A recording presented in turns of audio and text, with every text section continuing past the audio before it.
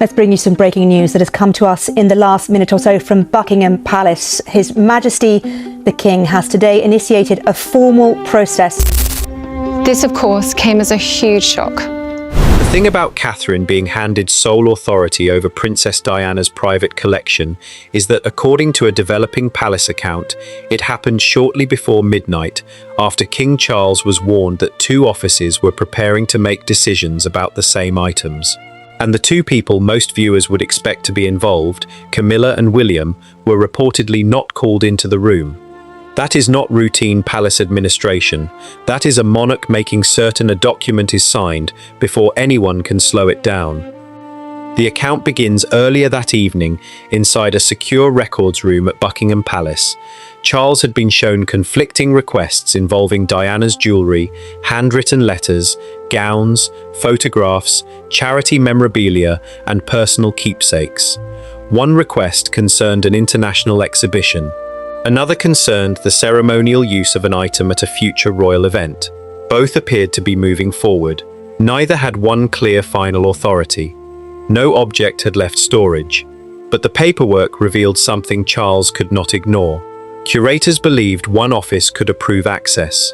Household staff believed another could. Estate representatives were still being consulted. And somewhere between those overlapping instructions, a collection tied to one of the most emotionally charged figures in history had become vulnerable to pressure and private influence. Charles was said to have read the documents in silence. Then he asked a simple question. Who could stop an item from being moved if two offices believed they had permission?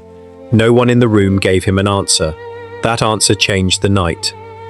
A private secretary reportedly advised him to wait until morning. A decision involving Diana's belongings, William's family, palace curators, and estate interests would normally require days of legal review.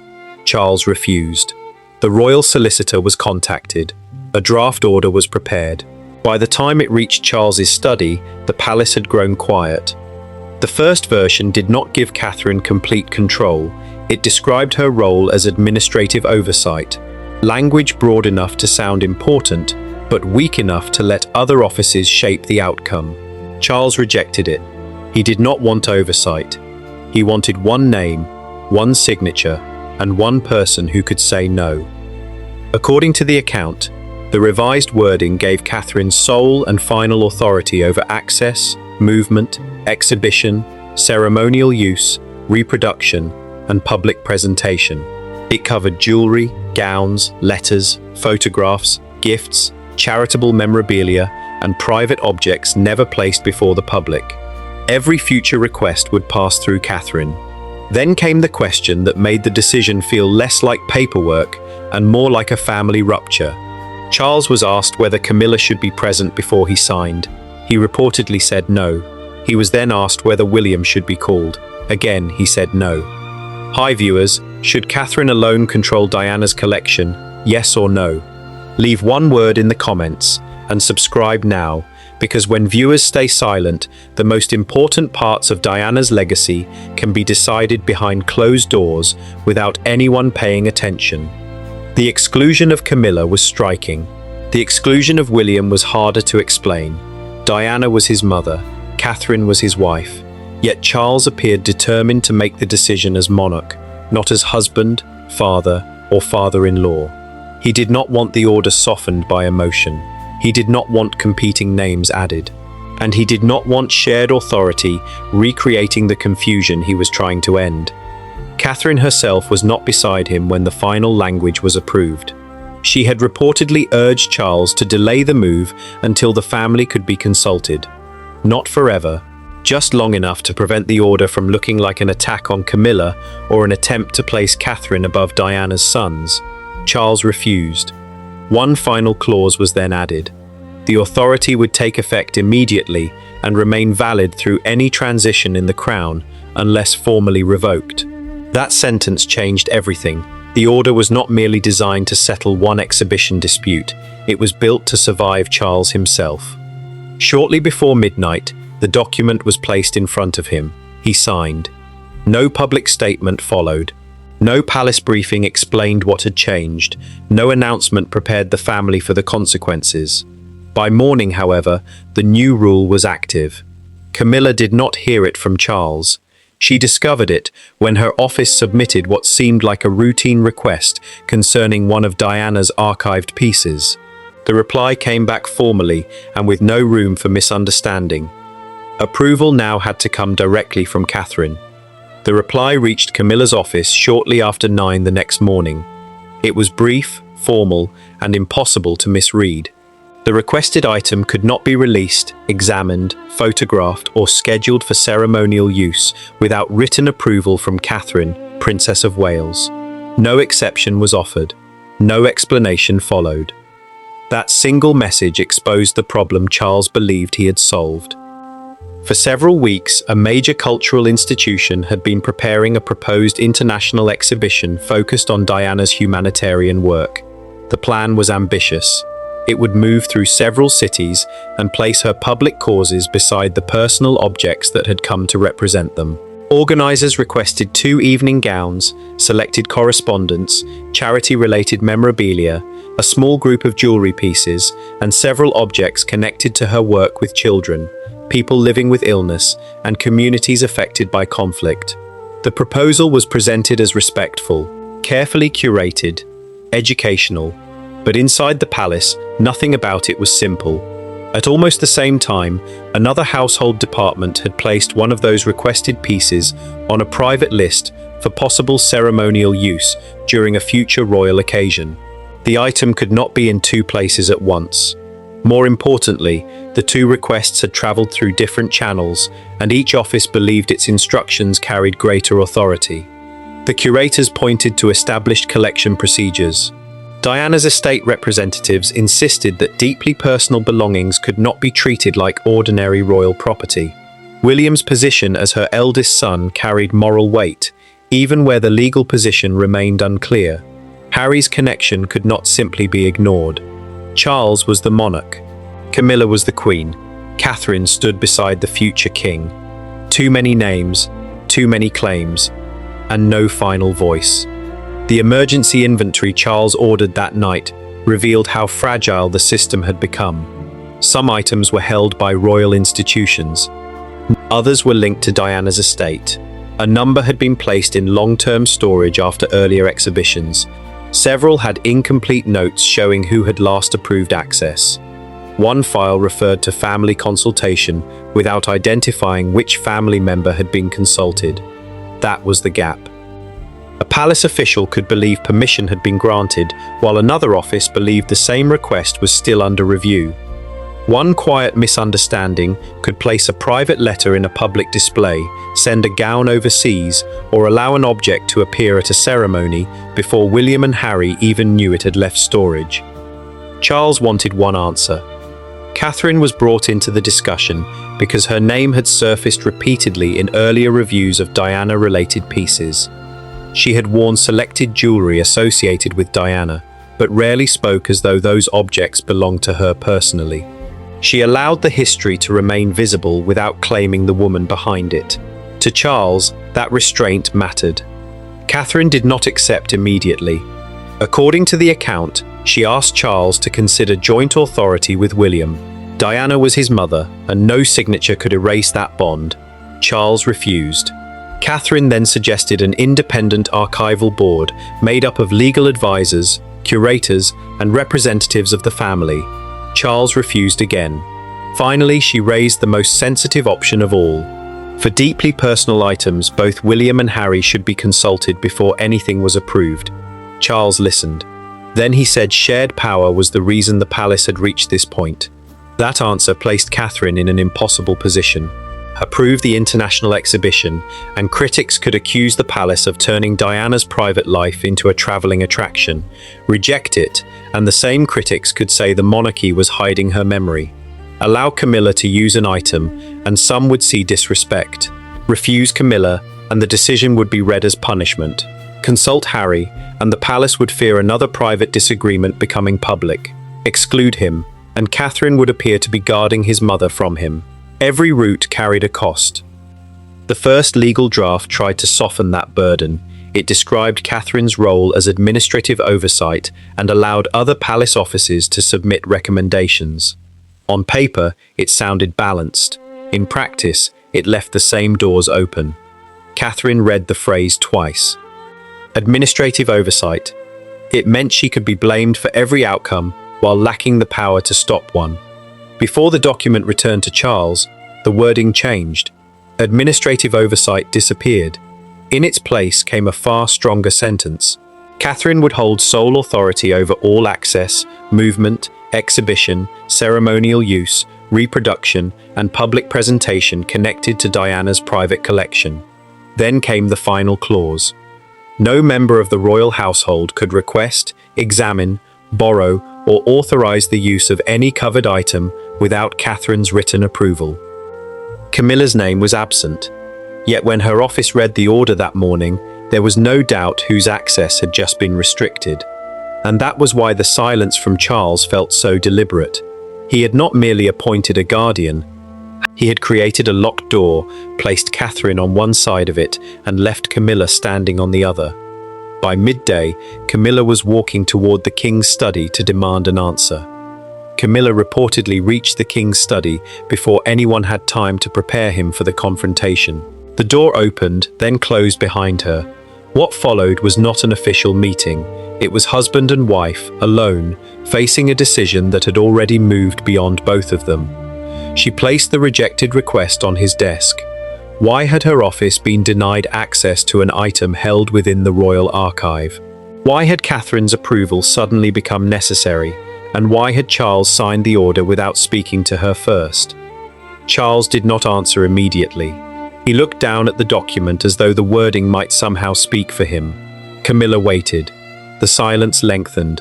That silence did more damage than anger ever could. She asked the question again.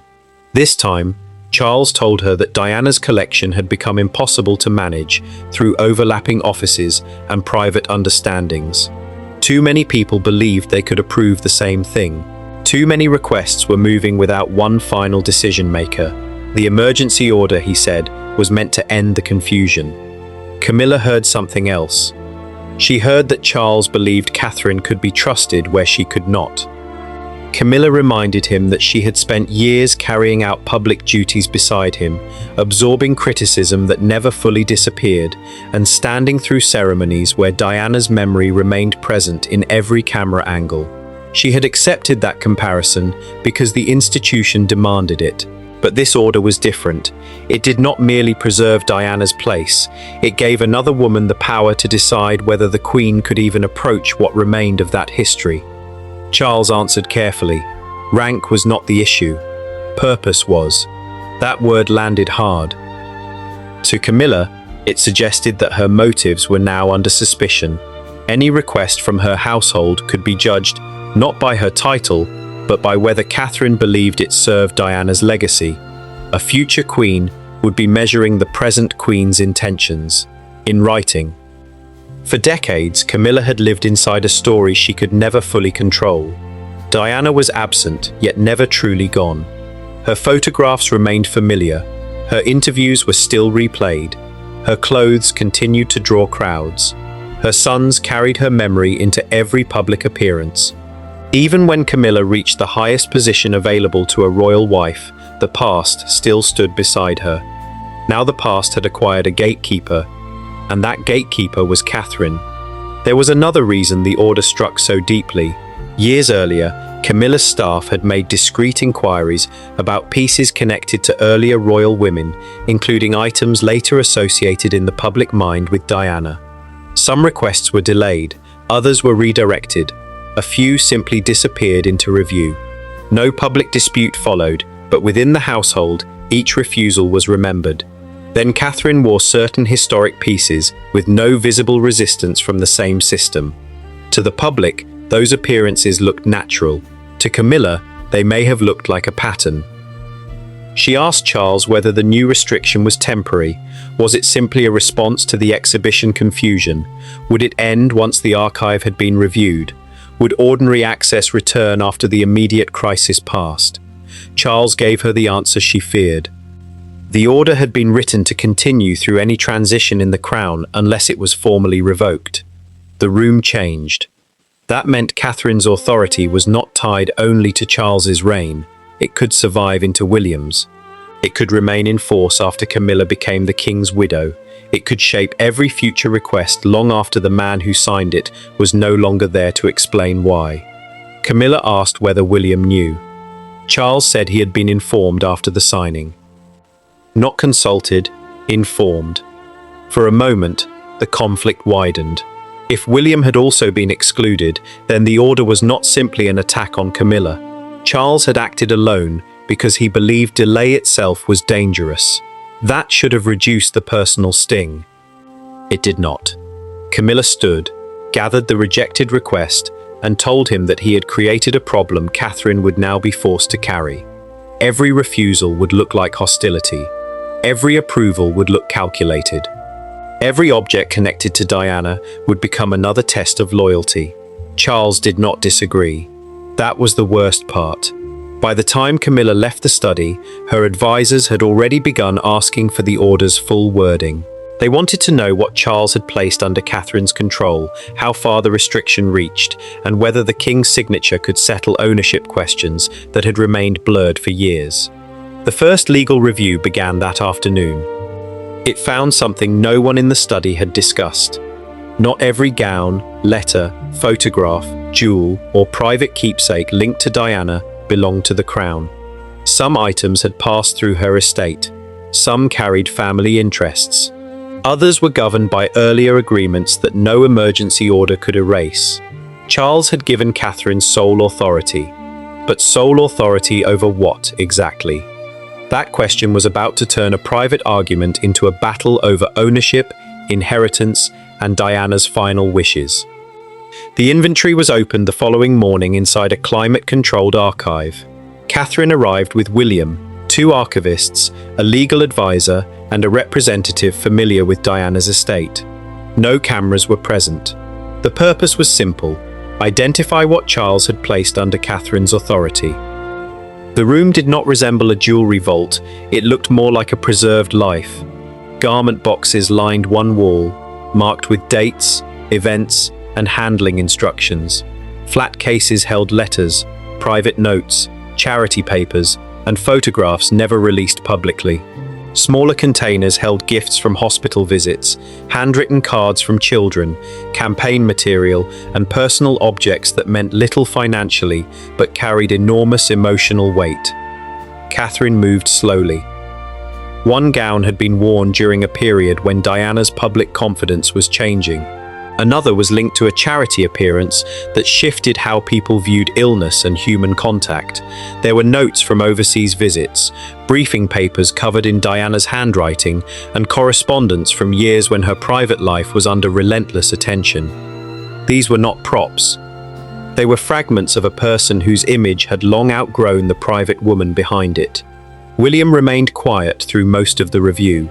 The archivists described condition reports and ownership records, but his attention stayed on the smallest objects: a folded card, a handwritten reminder, a photograph showing a moment never intended for newspapers.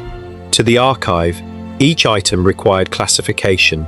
To William, some remained connected to the sound of his mother's voice. That difference changed the atmosphere. Catherine had been given authority in legal language. William carried the memory that made every decision personal. Neither position could replace the other. According to the palace account, William told her that some pieces belonged to history, while others still felt as though they belonged to 2 sons who had already shared too much of their mother with the world. Catherine understood the warning.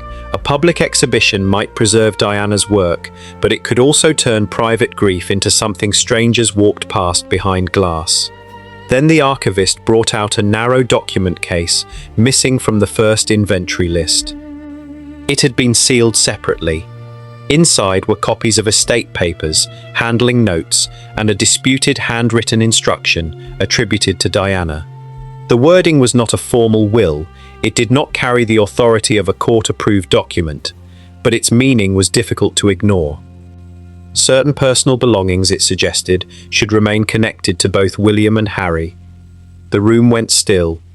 Charles's emergency order had placed one guardian over the collection. Diana's own reported instruction pointed back toward her two sons. Legally, the documents might not be equal. Emotionally, they collided. Catherine asked when the note had last been reviewed. The archivist explained that it had surfaced during earlier discussions about loans and family access, but no agreement settled how much weight it should carry. Some advisors viewed it as an expression of personal intention. Others argued that later estate arrangements governed the items more clearly. The uncertainty remained buried because no one wanted to force the question. Now Catherine had inherited it, and the major request was already waiting. The proposed exhibition wanted a decision within days. Organisers had listed rare Diana material as being under consideration, creating public expectation before approval had been granted. Refusal would look defensive. Approval could be seen as exploitation. Delay would invite speculation that the palace was divided. Every option had a shadow. If Diana's private memories should be protected from becoming palace decoration, viewers should subscribe and share the story.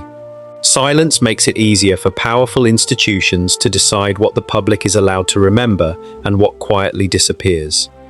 Catherine returned to the handwritten instruction. She asked whether Charles had known about it before signing the order. No one answered immediately.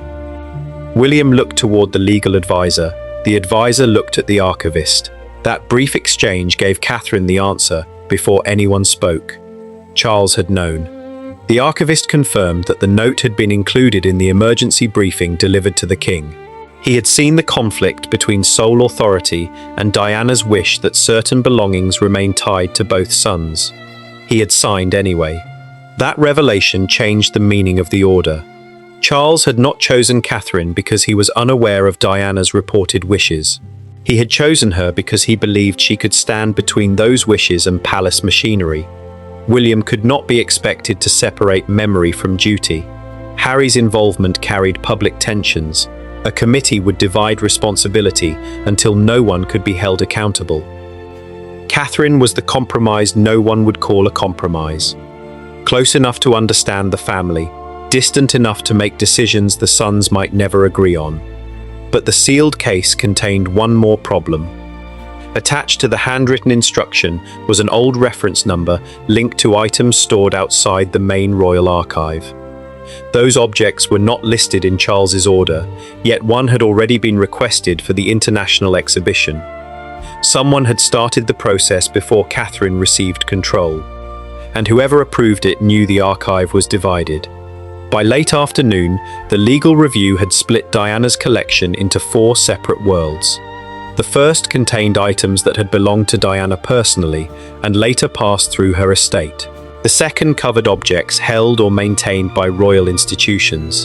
The third involved family keepsakes connected directly to William and Harry.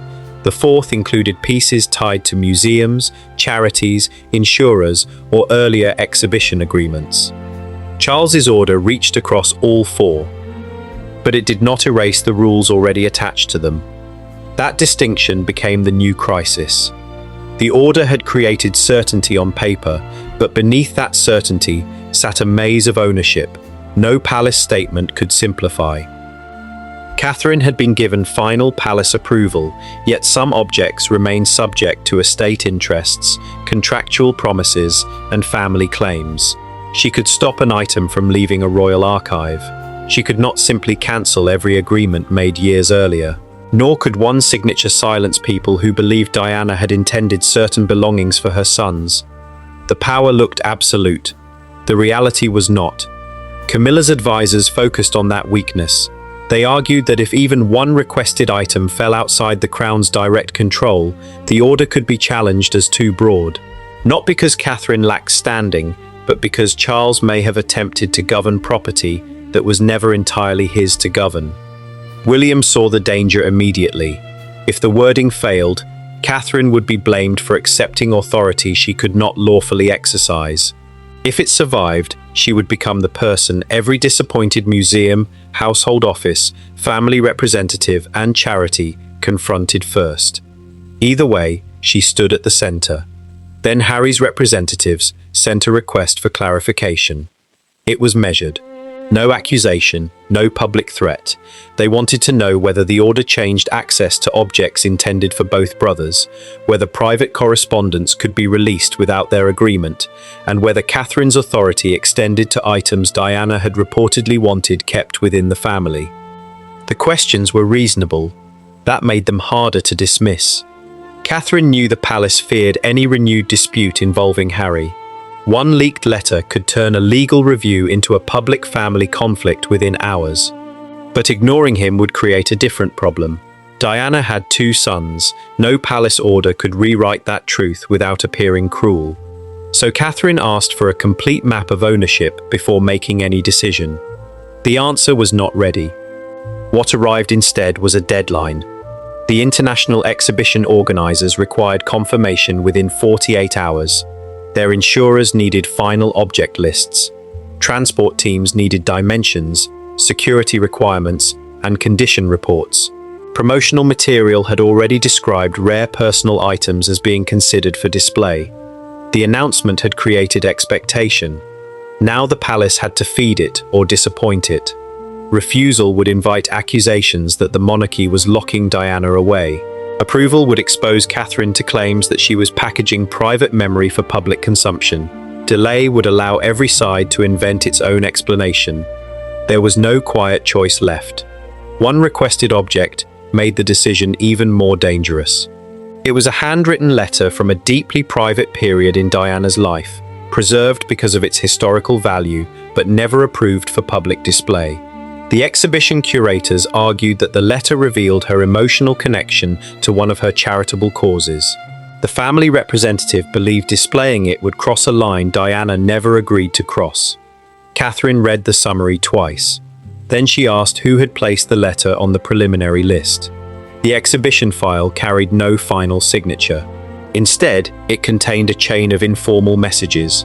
A curator had asked whether the item might be available.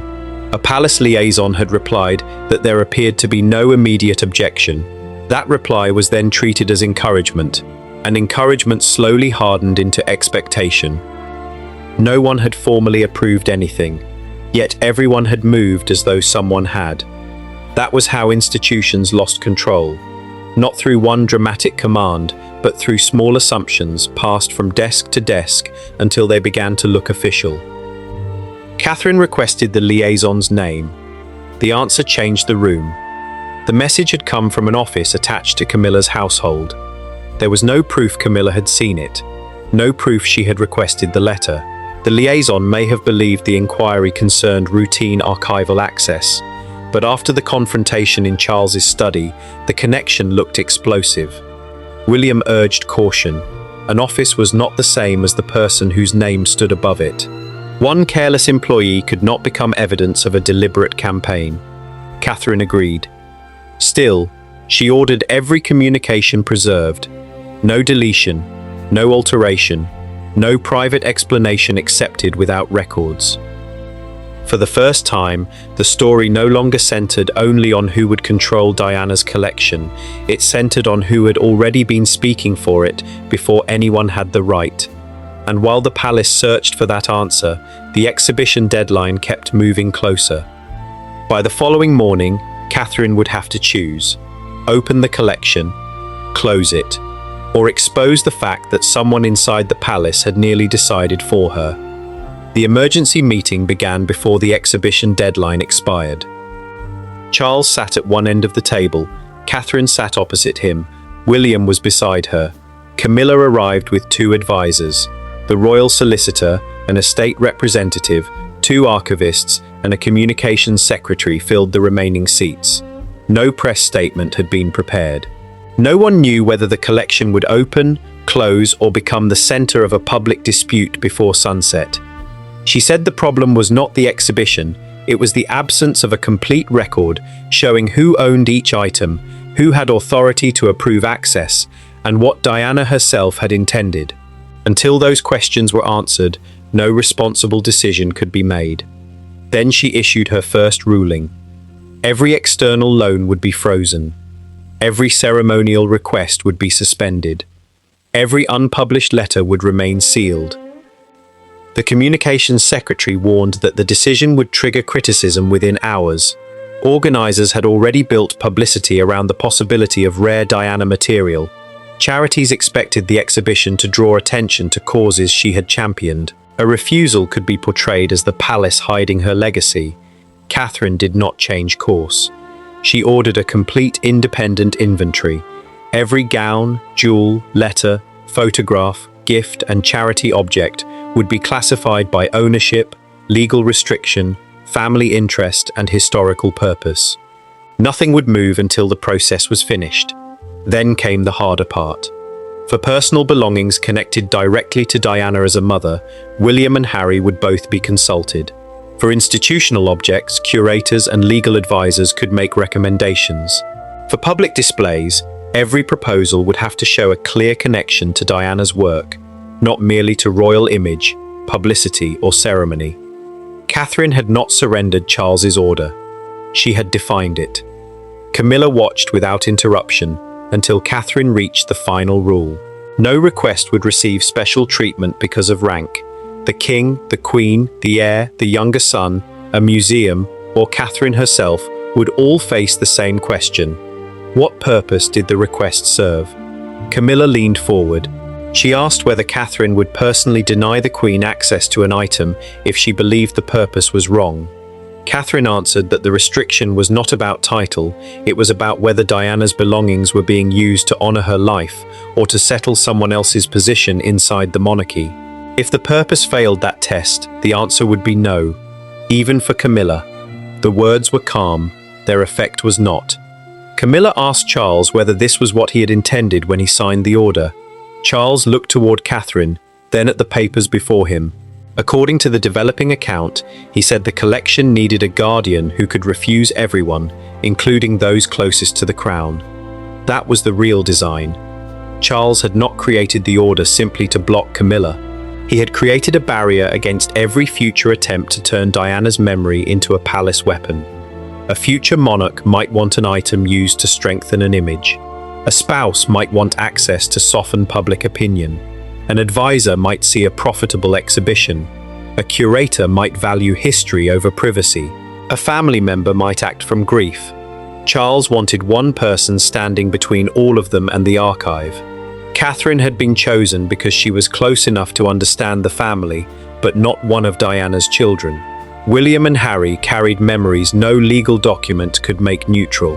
Catherine carried responsibility without the same childhood wounds. In Charles's judgment, that distance gave her the best chance of saying yes without exploiting Diana and no without erasing her. The royal solicitor then delivered the warning no one wanted.